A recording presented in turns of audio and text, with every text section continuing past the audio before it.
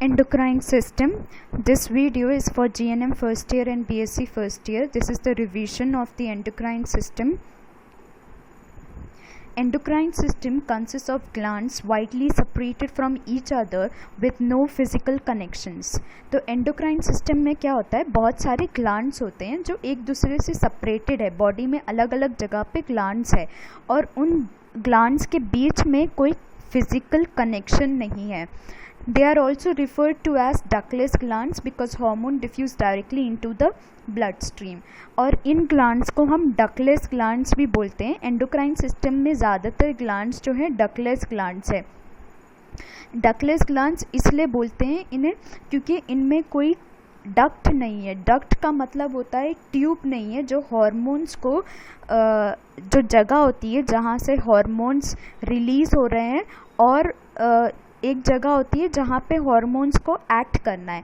तो डक्ट क्या करता है, उन हॉर्मोन्स को उन जगह पे लेकर जाते हैं जहाँ पे उनको एक्ट करना है. तो यहाँ पर कोई डक्ट नहीं होती, कोई ट्यूब नहीं होती जो हॉर्मोन्स को उनकी जगह पे लेके जाए जहाँ पे वो एक्ट कर सकते.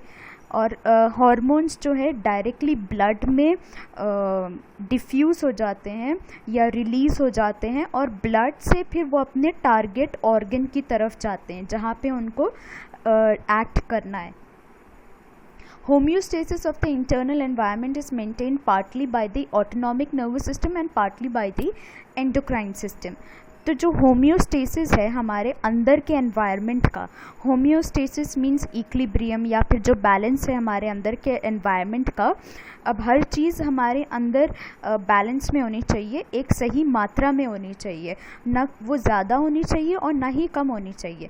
तो ये जो बैलेंस है वो दो चीज़ें हमारे मेंटेन करती है. ऑटोनॉमिक नर्वस सिस्टम मेंटेन करता है और एंडोक्राइन सिस्टम मेंटेन करता है. वो कोई भी चीज़ को ज़्यादा भी नहीं होने देता और कोई भी चीज़ को कम नहीं होने देता बॉडी में.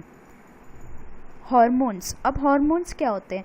हॉर्मोन्स में भी define as a chemical substance that are secreted by the endocrine cells into the extra cellular fluids and regulate the metabolic activity of other cells in the body.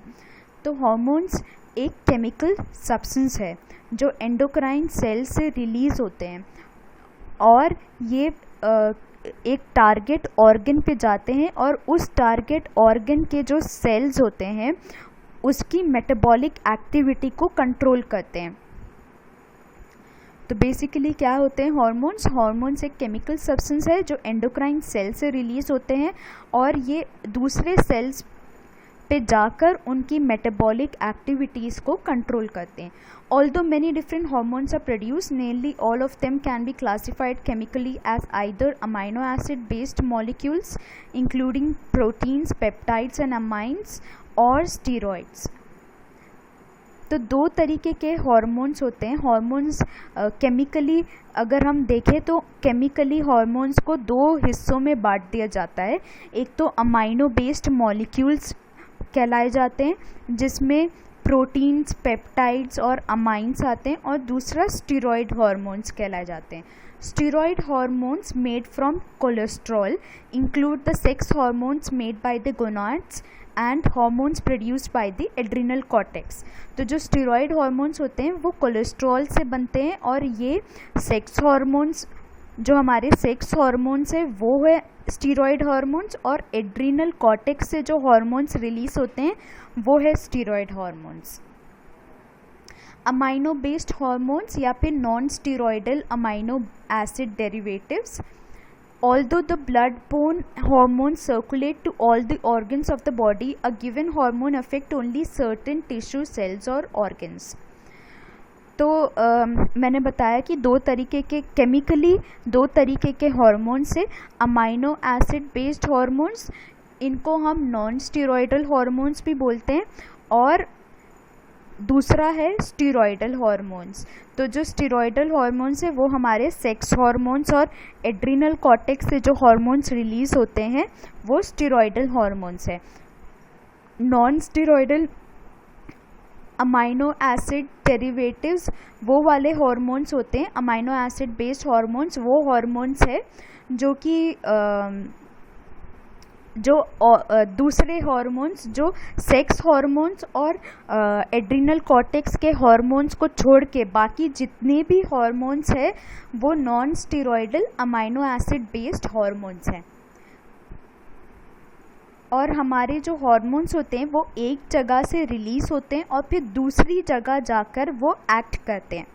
तो अब हमारे हार्मोन्स को कैसे पता चलता है कि हमें इस जगह पर ही एक्ट करना है? जो हमारे सेल्स होते हैं, टारगेट सेल्स, वहाँ पे कुछ रिसेप्टर्स होते हैं। उसके जो मेम्ब्रेन होती है, जो सेल्स होते हैं उसकी जो मेम्ब्रेन होती है वहाँ पे कुछ रिसेप्टर्स होते हैं। वो रिसेप्टर्स पे जाकर हार्मोन मिल जाते हैं या बाइंड हो जाते हैं और फिर अपना काम स्टार्ट करते हैं। मतलब कि जैसे कि फॉर एग्जांपल पिट्यूटरी ग्लैंड से कोई हार्मोन रिलीज़ हुआ है और उस हार्मोन को एक्ट करना है कहीं और, तो वो हार्मोन्स को कैसे पता चलेगा कि हमें कहीं और जाकर कौन सी जगह पे जाकर एक्ट करना है? तो हार्मोन्स ब्लड, हमारी जो ब्लड स्ट्रीम्स है, ब्लड में रिलीज़ हो जाते हैं। पिट्यूटरी ग्लैंड ब्लड में रिलीज़ कर देता है हार्मोन और फिर ब्लड से अपना टारगेट ढूंढते रहते हैं और जहाँ जिस सेल पर उनको अपने रिसेप्टर्स मिल जाते हैं उस सेल्स पे जाके वो बाइंड हो जाते हैं। तो सेल्स की जो प्लाज्मा मेम्ब्रेन होती है, सेल्स की मेम्ब्रेन्स पर रिसेप्टर्स होते हैं और ये रिसेप्टर्स स्पेसिफिक हार्मोन्स के लिए होते हैं। कुछ रिसेप्टर्स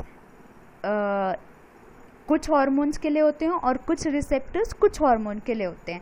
तो वहाँ पे जाके ये रिसेप्टर्स पे जाकर हार्मोन्स बाइंड कर लेते हैं या फिर जुड़ जाते हैं उन रिसेप्टर से और फिर अपना काम स्टार्ट करते हैं। Control of hormone release, negative feedback mechanism. तो हार्मोन कितना रिलीज़ होना चाहिए बॉडी में, ये कैसे कंट्रोल होता है? नेगेटिव फीडबैक मैकेनिज्म से।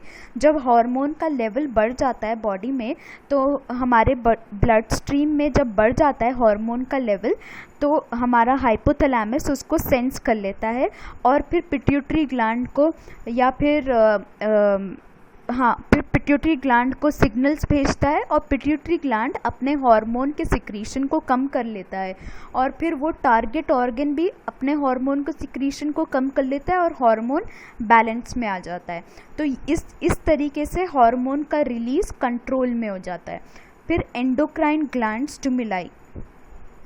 The stimuli that activate the endocrine organs fall into three major categories: hormonal, humoral, and neural. Humoral stimuli, changing blood levels of certain ions and nutrients, may also stimulate hormone release, and this is referred to as humoral stimuli. For example, the release of parathyroid hormone by the cells of the parathyroid gland is promoted by decreasing blood calcium level. तो humoral stimuli में ये होता है कि जब कोई भी ion या कोई भी चीज़ ब्लड में कम होने लगती है तो ग्लैंड अपने आप ही एक्टिवेट हो जाता है और हार्मोन को रिलीज़ करने लगता है। फॉर एग्जांपल, जब कैल्शियम ब्लड में कम होने लगता है तो पैराथायरॉयड ग्लैंड एक्टिवेट हो जाता है, पैराथायरॉयड हार्मोन को रिलीज़ करने लगता है। That is the humoral stimuli. फिर hormonal stimuli. The most common stimulus is a hormonal stimulus in which the endocrine organs are prodded into action by other hormones. For example, hypothalamic hormones stimulate the anterior pituitary gland to secrete its hormones, and many anterior pituitary hormones stimulate other endocrine organs to release their hormones into the blood. तो सबसे common stimulus है हमारा hormonal stimulus. इसमें क्या होता है कि दूसरे हार्मोन से जो एंडोक्राइन ऑर्गन्स है वो स्टिमुलेट होते हैं। फॉर एग्जांपल, हाइपोथैलेमिक हार्मोन से पिट्यूटरी ग्लैंड स्टिमुलेट होता है। पिट्यूटरी ग्लैंड से जो हार्मोन्स दूसरे ऑर्गन्स पे जा रहे हैं वो ऑर्गन्स इस पिट्यूटरी ग्लैंड के हार्मोन से स्टिमुलेट होते हैं, तो इसको हम बोलते हैं हार्मोनल स्टिमुलाई। फिर है neural stimuli. In isolated cases, nerve fibers stimulate hormone release, and the target cells are said to respond to neural stimuli. A classic example is the sympathetic nervous system stimulation of the adrenal medulla to release norepinephrine and epinephrine during periods of stress. तो neural stimuli बहुत कम होता है, लेकिन बहुत कम cases में होता है, जैसे कि एड्रिनल मेड्यूला को सिंपैथेटिक नर्वस सिस्टम स्टिमुलेट करता है. जब सिंपैथेटिक नर्वस सिस्टम हम पढ़ रहे थे तो मैंने आपको बताया था कि सिंपैथेटिक नर्वस सिस्टम का एक रोल ये भी होता है कि वो एड्रिनल मेड्यूला को स्टिमुलेट करता है to release adrenaline and noradrenaline. So this is a kind of neural stimuli. Basically हमारे हॉर्मोन्स का जो रिलीज़ है वो कैसे कंट्रोल होता है, नेगेटिव फीडबैक मैकेनिज्म से. जब उनका ब्लड लेवल कम हो जाता है, ह्यूमरल स्टिमुलाई से, हार्मोनल स्टिमुलाई, कुछ हॉर्मोन्स कुछ एंडोक्राइन ऑर्गन्स को स्टिमुलाई करते हैं या एक्टिवेट करते हैं to produce other hormones. Neural stimuli, जो हमारा सिंपैथेटिक नर्वस सिस्टम है वो एड्रिनल मेड्यूला को स्टिमुला या एक्टिवेट करता है to produce epinephrine and norepinephrine. Functions of endocrine system. तो एंडोक्राइन सिस्टम के बहुत सारे फंक्शंस होते हैं. क्या क्या फंक्शंस हैं एंडोक्राइन सिस्टम के? It regulates water balance. Endocrine system जो है हमारी बॉडी में वाटर का एक बैलेंस बना के रखता है, और ये वाटर बैलेंस कौन से हार्मोन से होता है? ADH से, anti diuretic hormone. Anti diuretic hormone ये देखता है कि जब हमारे बॉडी में वाटर लेवल कम हो जाता है तो वो हमारे यूरिन में से या हमारी किडनी में से वाटर को लेकर वापस से ब्लड में डाल देता है. That is the anti diuretic hormone. और इसी तरीके से वाटर बैलेंस हो जाता है हमारी बॉडी में. Then growth, metabolism and tissue maturation. Growth, metabolism और टिश्यू मैच्योरेशन ये दो तरीके के हार्मोन से होते हैं. एक तो ग्रोथ हार्मोन और दूसरा हमारा thyroid hormone. Thyroid hormone metabolism में हेल्प करता है और ग्रोथ हार्मोन टिश्यू मैच्योर करने में, बोन की लेंथ इंक्रीज होने में, मसल्स इंक्रीज होने में, ये सब चीज़ों में ग्रोथ हार्मोन हेल्प करता है. Heart rate and blood pressure management. Heart rate और blood pressure management, adrenal gland help करता है हार्ट रेट और ब्लड प्रेशर मैनेजमेंट में. Immune system control. अब मैंने आपको पहले भी बताया है कि हमारे एंडोक्राइन सिस्टम में थाइमस ग्लैंड भी इंक्लूड होता है, और थाइमस ग्लैंड का मेन फंक्शन होता है to activate the T lymphocyte cells. जो टी लिम्फोसाइट सेल्स होते हैं उनको एक्टिवेट करता है थाइमस ग्लैंड. और थाइमस ग्लैंड एक हार्मोन भी सिक्रीट करता है जिसको हम बोलते हैं थाइमोसिन, और ये थाइमोसिन हेल्प करता है maturation of the lymphocytes and the thymus gland. Reproductive function control. तो हमारे एंडोक्राइन सिस्टम में ओवरीज और टेस्टिस भी इंक्लूड होते हैं, और ओवरीज और टेस्टिस रिलीज़ करते हैं डिफरेंट काइंड्स ऑफ हार्मोन्स, जैसे कि प्रोजेस्टेरॉन, ईस्ट्रोजन, टेस्टोस्टेरॉन. तो ये सारे रिप्रोडक्टिव फंक्शंस में हेल्प करते हैं. सो endocrine system helps in the reproductive function. Uterine contraction and milk release. Uterine contraction oxytocin से होता है. Oxytocin is released by the posterior pituitary gland. और प्रोलैक्टिन, मिल्क रिलीज प्रोलैक्टिन से होता है. Prolactin is again released by the interior pituitary gland. Ion management. The endocrine system regulates sodium, potassium and calcium concentrations in the blood.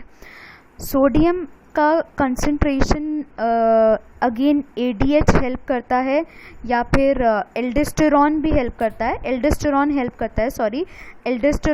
करता है sodium के concentration को maintain करने में, सोडियम और पोटेशियम की कंसंट्रेशन को. कैल्शियम का कंसंट्रेशन मेंटेन होता है दो हार्मोन से. एक तो पैराथायराइड हार्मोन है और दूसरा कैल्सिटोनिन है. कैल्सिटोनिन कैल्शियम के लेवल को कम कर देता है और पैराथायराइड हार्मोन कैल्शियम के लेवल को बढ़ा देता है. Then blood glucose regulator. Blood glucose regulator insulin और ग्लूकागॉन, ये दो हार्मोन्स हमारे पैंक्रियास से रिलीज होते हैं। ये ब्लड ग्लूकोज को मेंटेन करने में हेल्प करते हैं। So these are the functions of the endocrine system. Anatomy of the endocrine glands. Compared to other organs of the body, the organs of the endocrine system are small and unimpressive. However, functionally the endocrine organs are very impressive, and when their role in maintaining body homeostasis is considered, there are true giants. तो वैसे तो endocrine system में जितने भी organs हैं वो बहुत छोटे छोटे होते हैं, लेकिन उनका जो काम है वो बहुत बड़ा होता है और ये होमोस्टेसिस को मेंटेन करने में हेल्प करते हैं।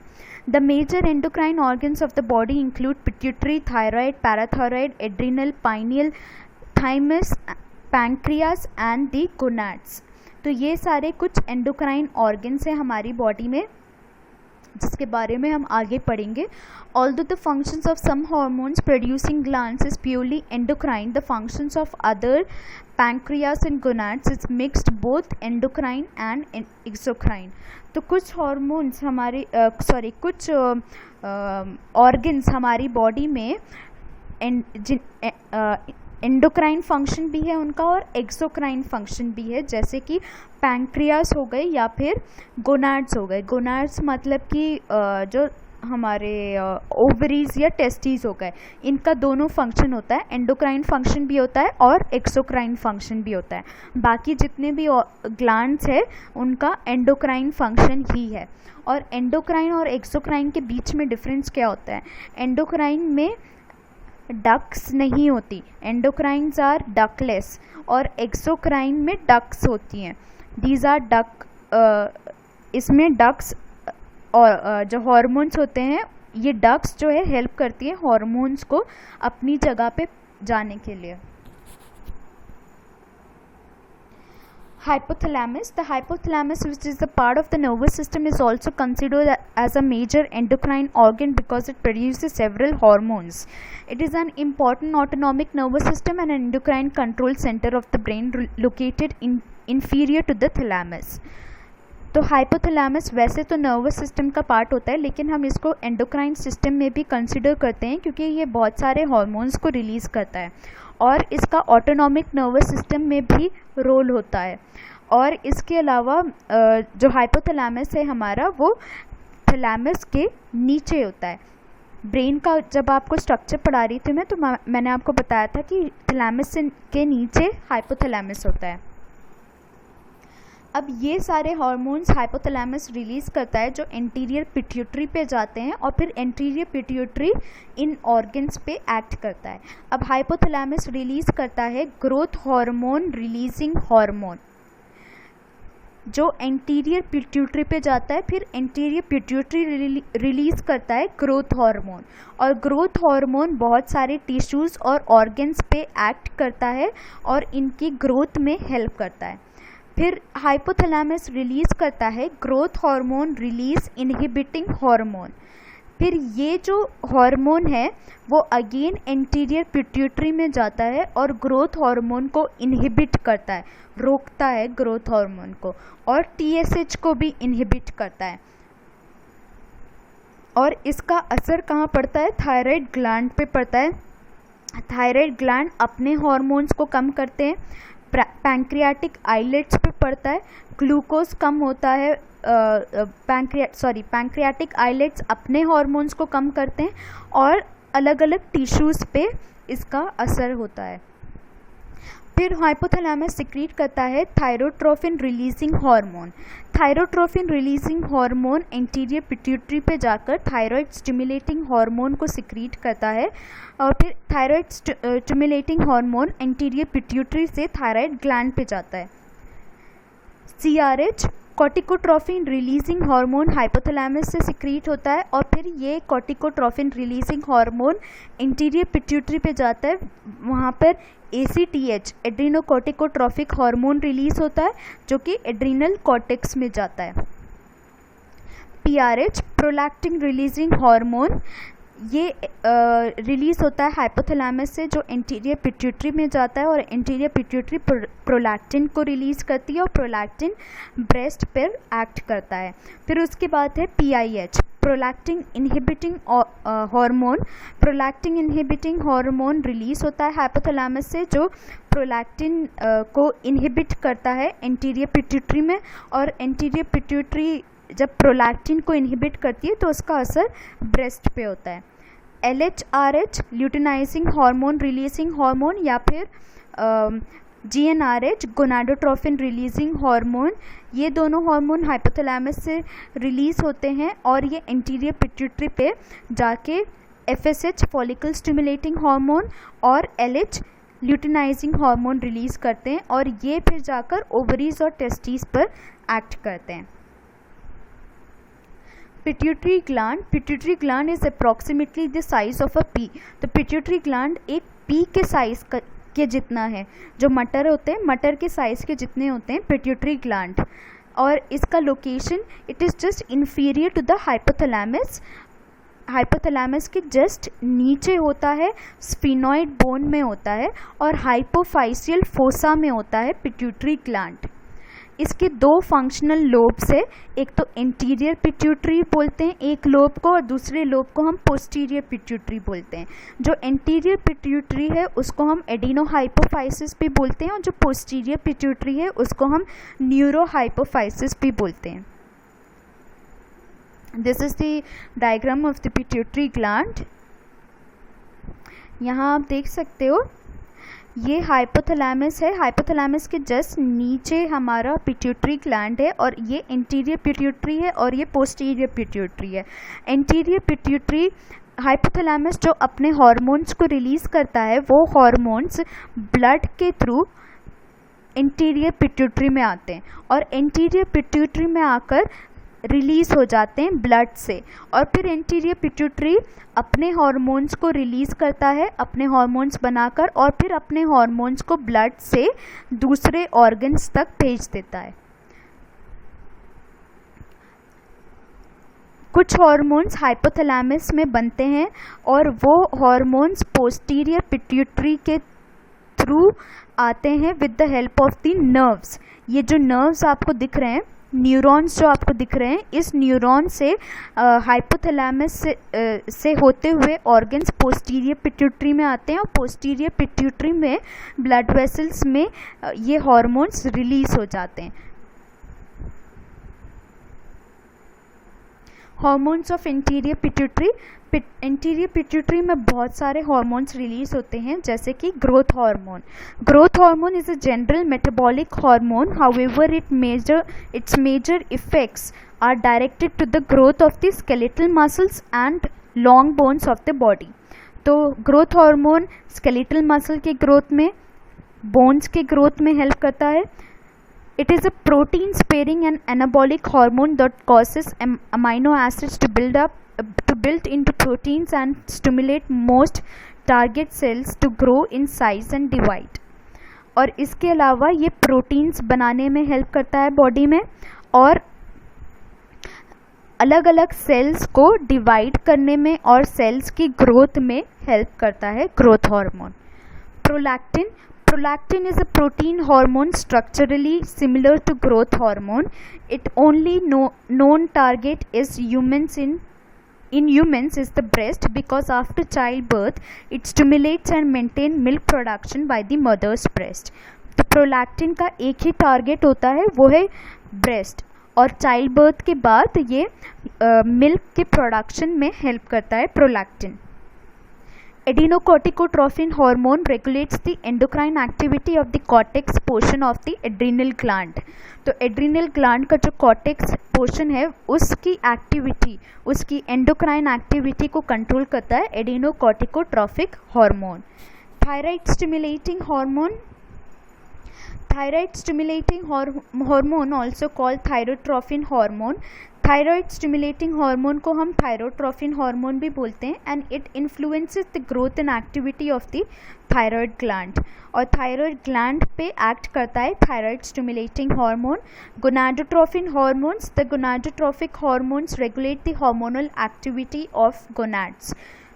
गोनाड्स की हार्मोनल एक्टिविटी को कंट्रोल करते हैं gonadotrophic hormones. Follicle stimulating hormone. Follicle stimulates follicle development in the ovaries. As the follicle mature, they produce estrogen and eggs that are ready for ovulation. Follicle stimulating hormone follicle को stimulate करते हैं. Ovaries में जो follicle होते हैं उनको stimulate करते हैं, और जैसे ही फॉलिकल मैच्योर होते हैं वो एग्स को रिलीज करते हैं फॉर ओव्यूलेशन. और मेन में FSH stimulates sperm development by the testis, और मेन में स्पर्म के डेवलपमेंट में हेल्प करते हैं follicle stimulating hormone. Luteinizing hormone LH triggers ovulation of an egg from the ovary and causes the ruptured follicle to produce progesterone and some estrogen in men. LH ovulation में help करता है और and causes ruptured follicle to produce progesterone. और जो follicle जो rupture हो जाते हैं उसको प्रोजेस्टेरॉन बनाने में हेल्प करता है और ईस्ट्रोजन बनाने में भी हेल्प करता है. In men, LH stimulates testosterone production by the interstitial cells of the testes. और जो interstitial cells होते हैं testes में, उसमें testosterone production में हेल्प करता है luteinizing hormone. Hormones of the posterior pituitary. Posterior pituitary में अब कौन कौन से हॉर्मोन्स होते हैं? Oxytocin. Oxytocin is released in the significant amount during child birth and in nursing women. It stimulates powerful contraction of the uterine muscles during labor, during sexual relations and during breastfeeding, and also causes milk ejection in nursing women. तो oxytocin release होता है posterior pituitary से और child birth के वक्त ये release होता है और सेक्सुअल कॉन्टैक्ट के वक्त भी रिलीज़ होता है. इसके अलावा ब्रेस्ट फीडिंग विमेन में मिल्क के इजेक्शन, मिल्क बाहर निकलने में ऑक्सीटॉक्सिन हेल्प करता है. एंटीडायूरेटिक hormone causes the kidney to reabsorb more water from the forming of urine. तो ये ज़्यादा से ज़्यादा पानी लेता है यूरिन में से. As a result urine volume decreases, और इसकी वजह से यूरिन की वॉल्यूम डिक्रीज हो जाती है और ब्लड वॉल्यूम इंक्रीज हो जाती है. In larger amounts ADH also increases blood pressure by causing constriction of the arterioles, so it is sometimes referred to as vasopressin. और बहुत ज़्यादा अमाउंट में ADH क्या करता है? ब्लड प्रेशर को भी बढ़ा देता है बाय कॉन्स्ट्रिक्टिंग द आर्ट्रियोल्स. कॉन्स्ट्रिक्टिंग आर्ट्रियोल्स का मतलब है जो हमारे आर्टरीज है या जो आर्ट्रियोल्स है उनके डायमीटर को कम कर देना. कॉन्स्ट्रिक्शन का मतलब होता है डायमीटर को कम कर देना और डायलेशन का मतलब होता है डायमीटर को बढ़ा देना. जब चौड़ा हो जाता है, डायमीटर बढ़ जाता है, तो तब उसे हम डायलेशन बोलते हैं. और कॉन्स्ट्रिक्शन में जब डायमीटर कम हो जाता है तो उसे हम कॉन्स्ट्रिक्शन बोलते हैं. So it is sometimes referred to as vasopressin. Antidiuretic hormone को हम वैसोप्रेसिन भी बोलते हैं क्योंकि ये ब्लड प्रेशर को इंक्रीज भी करता है इन लार्जर अमाउंट्स. तो ये समरी हो गई. हाइपोथैलेमस से हार्मोन्स आते हैं पिट्यूटरी ग्लैंड पर. एंटीरियर पिट्यूटरी फिर ग्रोथ हार्मोन को रिलीज़ करता है जो बोन्स, मसल्स और ऑर्गन्स पे एक्ट करते हैं. प्रोलैक्टिन को रिलीज़ करता है जो ब्रेस्ट पे एक्ट करते हैं. LH-FSH को रिलीज़ करता है जो ओवरीज और टेस्टिस पे एक्ट करते हैं. फिर ओवरीज ईस्ट्रोजन और प्रोजेस्टेरॉन सिक्रीट करती है और टेस्टिस टेस्टोस्टेरॉन सिक्रीट करता है. ACTH को रिलीज़ करता है जो एड्रिनल कॉर्टेक्स पे एक्ट करते हैं और एड्रिनल कॉर्टेक्स अपने हार्मोन सिक्रीट करते हैं, कॉर्टिकल हार्मोन्स. TSH रिलीज़ करता है जो थायराइड ग्लैंड पे एक्ट करते हैं. फिर थायराइड ग्लैंड अपने हार्मोन्स प्रोड्यूस करते हैं, thyroid hormones. Posterior pituitary vasopressin या ADH रिलीज़ करता है जो किडनीज पे एक्ट करता है, वहाँ से पानी को लेकर ब्लड स्ट्रीम में भेज देता है ताकि ब्लड वॉल्यूम इंक्रीज हो. ऑक्सीटॉक्सिन रिलीज़ होता है और वो ब्रेस्ट और यूट्रस पे एक्ट करता है. Thyroid gland The thyroid gland is located at the base of the throat, just inferior to the Adam's apple, where it is easily palpated during the physical examination. तो thyroid gland जो है throat के base पर है, मतलब base मतलब floor पे, और एडम्स एप्पल के जस्ट नीचे होता है थायराइड ग्लैंड, और इसको हम इजीली पैल्पेट कर सकते हैं फिजिकल एग्जामिनेशन के वक्त. Lobes, it is fairly large gland consisting of two lobes joined by the central mass or isthmus. Isthmus help करता है इसके दोनों लोब्स को ज्वाइन करने में. थायराइड ग्लैंड में दो लोब्स होते हैं और ये दो लोब्स isthmus से ज्वाइंट होते हैं. Composition: internally the thyroid gland is composed of hollow structures called follicles which store a sticky colloidal material. तो थायराइड ग्लैंड के अंदर फॉलिकल्स होते हैं और ये फॉलिकल्स हेल्प करते हैं हार्मोनल सिक्रीशन में. टाइप्स ऑफ थायराइड हार्मोन्स, दो तरीके के हार्मोन हैं, T4 और T3. T4 को हम थायरोक्सिन भी बोलते हैं और T3 को हम ट्राईआइडोथायरोनाइन बोलते हैं. Thyroid hormone, often referred to as body's major metabolic hormone, is actually two active iodine containing hormones. तो T4 में 4 आयोडीन मॉलिक्यूल होते हैं, T3 में 3 आयोडीन मॉलिक्यूल होते हैं, इसीलिए इसको ट्राईआइडोथायरोनाइन बोलते हैं. Thyroxine is the major hormone secreted by the thyroid follicles. तो ज़्यादातर अमाउंट में जो हार्मोन सिक्रीट होता है वो थायरोक्सिन होता है. बाद में थायरोक्सिन जो है कन्वर्ट हो जाता है ट्राईआइडोथायरोनाइन में. Thyroid hormone controls the rate at which glucose is burnt, oxidized and converted to the body heat and chemical energy. तो थायराइड हार्मोन मेटाबॉलिज्म में हेल्प करता है. मेटाबॉलिज्म मतलब एनर्जी प्रोवाइड करता है, ग्लूकोज को बर्न करता है, ग्लूकोज को ब्रेक डाउन करता है, ग्लूकोज का, कार्बोहाइड्रेट्स का, प्रोटीन्स का, फैट्स का ब्रेक डाउन करता है टू प्रोड्यूस ग्लूकोज, और ये ग्लूकोज हमें एनर्जी में काम आता है. It provides energy to the body. Then calcitonin. अब थायराइड ग्लैंड में पैराफॉलिकुलर सेल्स भी होते हैं. फॉलिकल्स के बीच में कुछ सेल्स होते हैं, उनको हम बोलते हैं पैराफॉलिकुलर सेल्स, और ये पैराफॉलिकुलर सेल्स कैल्सिटोनिन को रिलीज़ करते हैं, और कैल्सिटोनिन ब्लड में जो कैल्शियम लेवल होता है उसको कम करता है.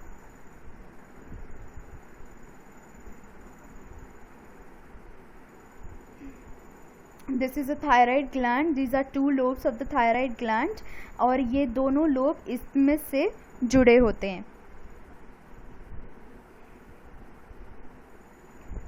Parathyroid hormone. The parathyroid gland are mostly tiny masses of the glandular tissues.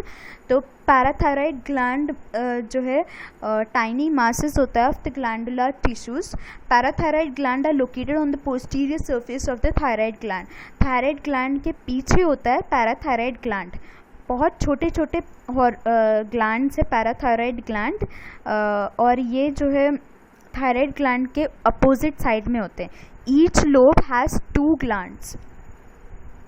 See, each lobe has 2 glands. एक लोब में 2 ग्लैंड होते हैं, बहुत छोटे छोटे होते हैं, थायराइड ग्लैंड के पीछे होते हैं ये. The parathyroid gland are located on the posterior surface of the thyroid gland. Parathormone.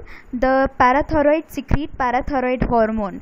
Parathyroid hormone secrete होता है parathyroid gland से, which is the most important regulator of calcium ion homeostasis of the blood. Parathyroid hormone is a hypercalcemic hormone. Hypercalcemic hormone मतलब ये calcium levels को body में बढ़ाता है. Whereas calcitonin is a hypocalcemic hormone. Hypocalcemic मतलब calcitonin calcium levels को कम करता है बॉडी में. PTH also stimulates the kidney and intestine to absorb more calcium. तो पैराथायराइड हार्मोन जो है किडनीज के ट्यूब्यूल से कैल्शियम को रीअब्जॉर्ब करके ब्लड वेसल्स में भेजती है ताकि कैल्शियम का लेवल बढ़ जाए, और इंटेस्टाइन्स को भी एक्टिवेट करती है. इंटेस्टाइन्स में से ज़्यादा कैल्शियम को अब्जॉर्ब करवाती है parathyroid hormone. So we will continue with this unit in the next video. Thank you.